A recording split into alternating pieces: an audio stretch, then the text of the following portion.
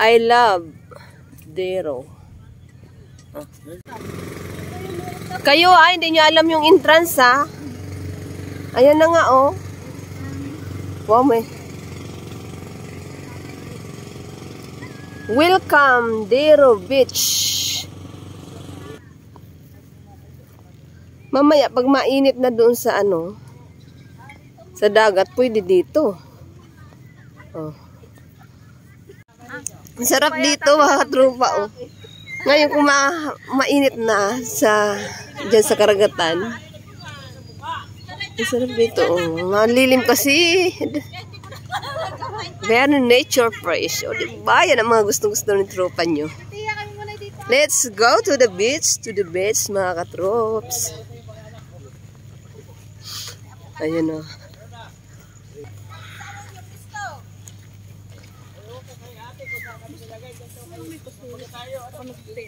Sarap may duyan.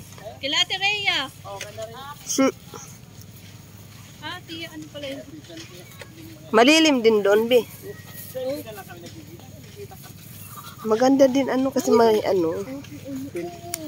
May tawag doon malapit sa ano. Makahoy. Ayan, may mga tents.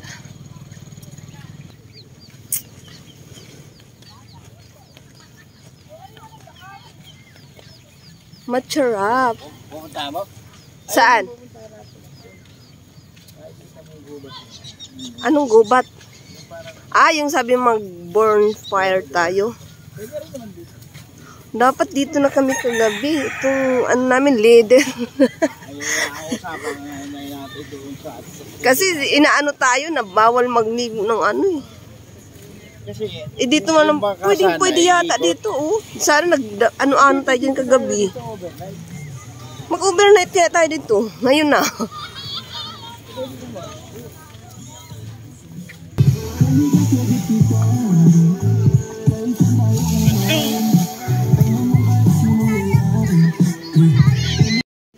Sarap. Ang ganda. Kasi malilim siya oh. Malilim yung mga cottage nila. Oh, hindi ka matatakot sa araw. Oh, dyan lang yung liguan. Come on, come on. May duyan-duyan. Ayan, may gatungan. Pwede magsaing. Simple lang, no? Pwede pala dito mag-overnight eh. Sino kasama mo? Amna. Dapat dito tayo kagabi, no?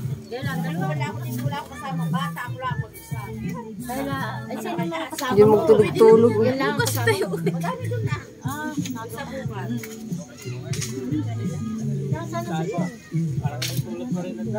Dito na tayo matulog.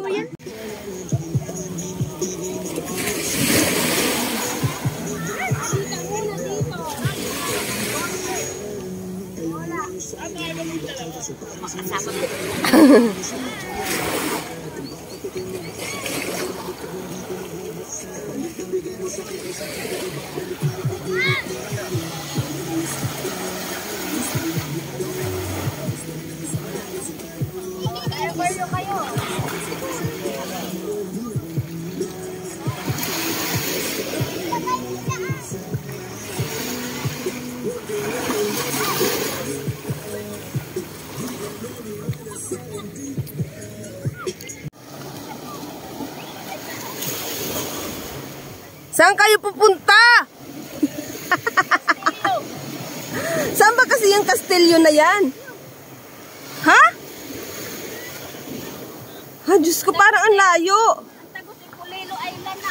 Tagos ng Pulilo Island. Pulilo Island. Ayan mga katrops, nandito kami ngayon sa Deco Beach Resort. Alitas Infanta Quezon. Andito ang tropa nyo at nagre-relax. Diyos ko, good morning, good morning. Good morning, ang init na. Ang init na. Mainit na ang tour nito, tropa nyo. Sa karagatan.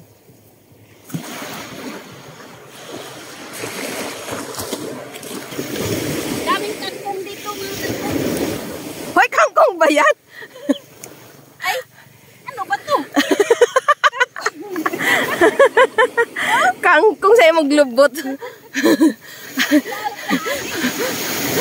Pupunta daw kami doon banda, mga katrops. Ay, ang sarap! Diyos ko! Ang sarap magtampisaw. Ang sarap ang tawag doon, yung paa mo, maanuhan ng tubig alat. Ayun oh. Tanggal pasma daw.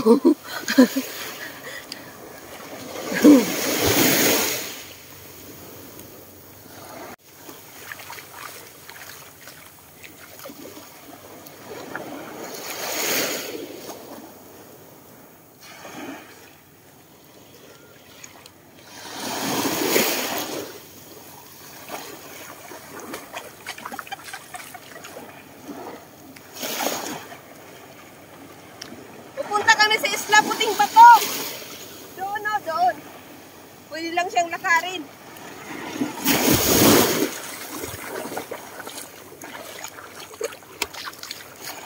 Let's go to the beach, mga katrop. Ito naman ang summer outing ng inyong tropa. Ayan, let's go! Hindi nyo ba nakikita yan, mga katropa? Kami lang ang tao dito. Inupahan namin ang islang ito. Oh, di ba?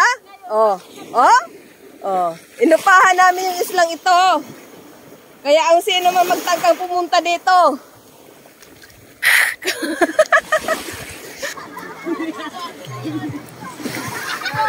Hindi lang gaano kagandahan yung ano niya, mga katrops, kasi may mga puno ng kahoy na ano.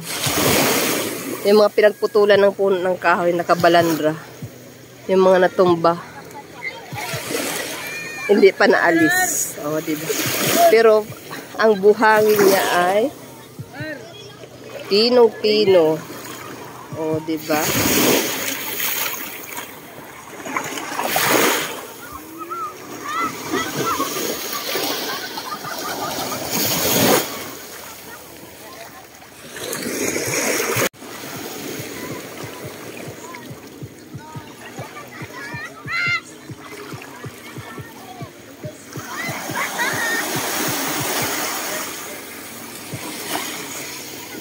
Ayan o.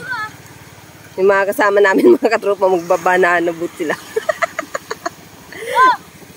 120? Tasha!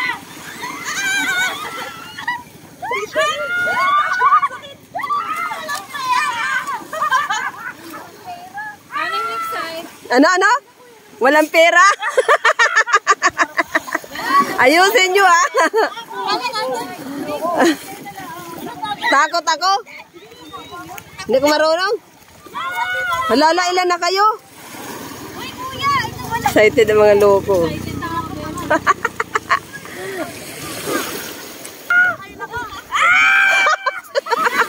Loko-loko rona na to ha.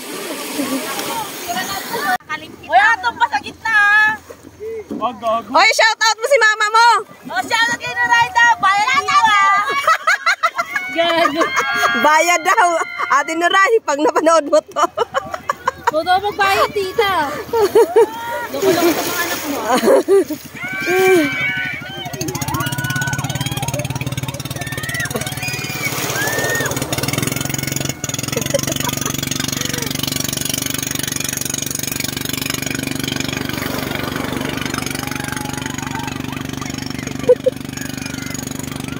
Ang ingay ng mga loko-loko. So ayan mga katrops, inaantay na naman namin yung bandang alas 4 para lulusog na naman kami ulit sa dagat. Masyadong mainit pa kaya ito, ilibing-libing muna namin yung sarili namin sa buhangin. Tanggal pasma ba? Nagpapatanggal pasma ang tropa nyo. Minsan lang tayo punta sa ganitong lugar. Kaya lubos-lubosin na, di ba? Oh. Dapat kahapon pa kami ng gabi dito. Nag-overnight and then maghapon ulit ngayon. So nga lang, simple nagbago ang desisyon. Hindi kami nakapag-overnight. Kaya ito, umaga hanggang hapon.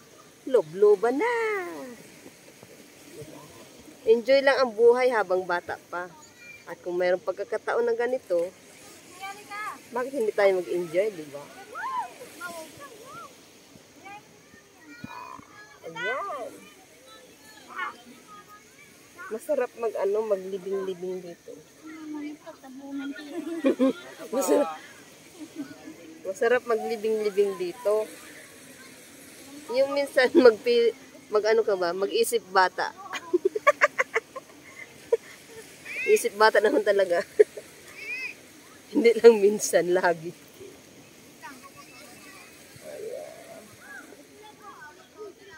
So alam niyo mga katropa, ang beach na to ay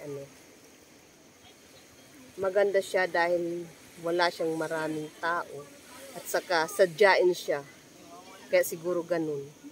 Saka yung yung lugar niya, talagang hindi malalim, kahit sabihin natin mo high tide o kayang-kaya mo yung lalim ng dagat. Diba? Hindi ka matakot lumangoy, sumisid. Dahil napakalawak pala ng nito. Pag nahibas siya, malawak yung niya. Hibas. Kung tumaas naman siya, kayang-kaya pa rin. Lalong-lalo na doon sa mga marurunong lumangoy. Yan, tuloy na natin paglibing-libing na ating sarili. Dahil sabi nga nila, tanggal daw sa pasko. Ilibing ang sarili.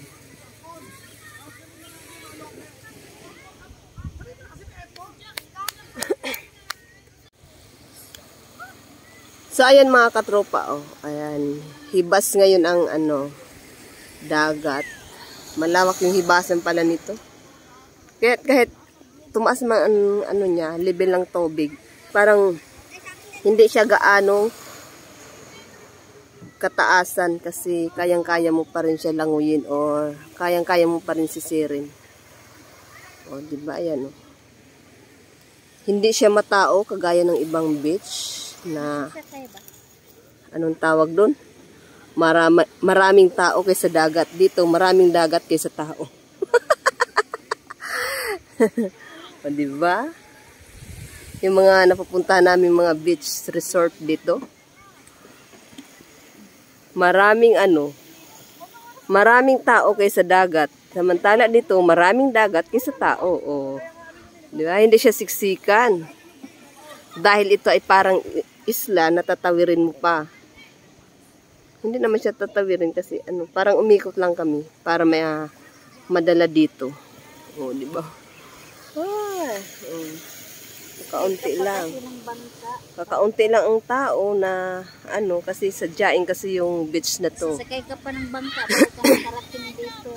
Ayan, sasakay ka pa ng bangka. Kung wala kang sariling bangka, mag-upa ka ng bangka. Saka malilim. Malilim siya. Pwede kang matulog sa Diyan, matulog ka dyan sa diyan kasi yung mga cottage niya, mga katropa. Pwede kang matulog dyan sa mga puno ng kahoy. Maglatag ka lang ng kung anong gusto mong ilatag. Trapal, banig, ayan. May mga duyan din sila. Diba? Kung pinayagan lang tayo mag-overnight kagabi, ang sarap pala dito mag-overnight. Ayun, may mga din dito. Kung gusto nyo sumakay ng bangka or banana boat. Nag-aantay lang sa inyo dyan. Kumakaway-kaway. Kumakaway-kaway ang banana boat.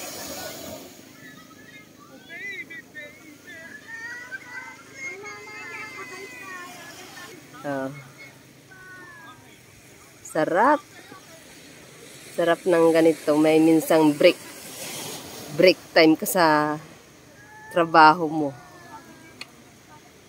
maglagalag kasama ng pamilya o mga mahal sa buhay. Kasama din na yung mga tropa o ang ganda ng pagpunta namin dito mga katropa kasi mayroon kami linandingan ditong bahay o mga as in katrabaho namin na taga rito kaya hindi kami nahirapan na pumunta dito. So actually hindi kami nagmotor kagaya ng ginagawa namin. As in nag-commute kami mga katrops kasi ang tawag dito, kulang yung motor na sasakyan namin. Wala kaming ibang driver. Kaya ang ginawa namin, nag-commute kami, sumakay kami ng van papunta dito. Kasi sa totoo lang, ang Quezon to eh. So uwian ng mga tao, uwian ng mga trabahante. Pumunta kami ng madaling araw sa terminal. Nakahiga na yung mga tao doon.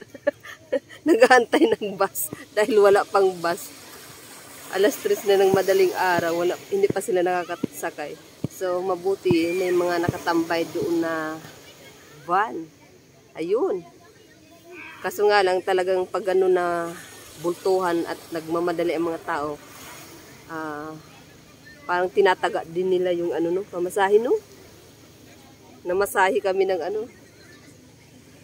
500 per head. One way pa lang yun. Samantala kung regular days na hindi holiday, na hindi uwian ng mga tao, ang pamasahe daw talaga ay sa bus 300 and then sa van ay 350. O diba, sinasamantala nila mga katrupa. Lalo-lalo na yung gusto umalis ng Metro Manila at pumunta sa mga kanilang probinsya. Talagang tinataga nila ang presyo. Tinataga nila para sadyang minamahalan nila. Siyempre, ikaw naman, ka na lang. Kaysa gusto mong umalis ng maaga at hindi ka mahassle. Papatusin mo na lang yung ganong price. Diba? Pero walang problema yan. Basta may pira lang sa tropa, diba? May pira man o wala. Tuloy ang ligaya.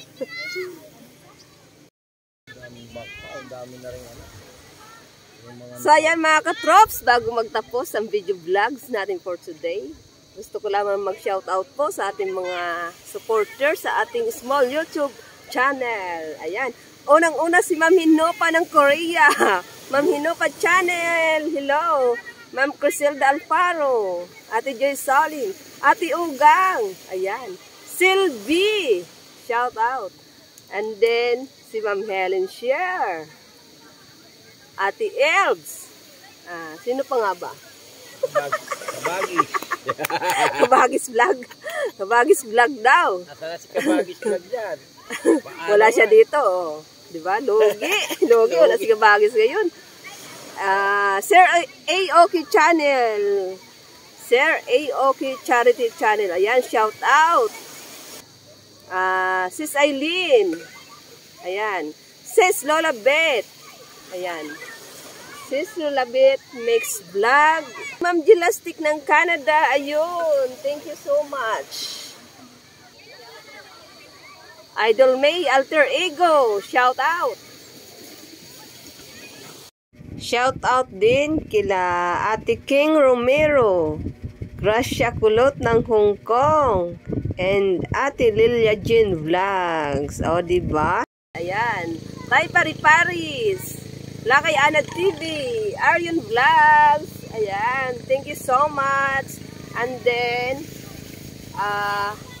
sa ating mga katropa na naiwan at wala dito ngayon, sorry na lang kayo. Better luck next time.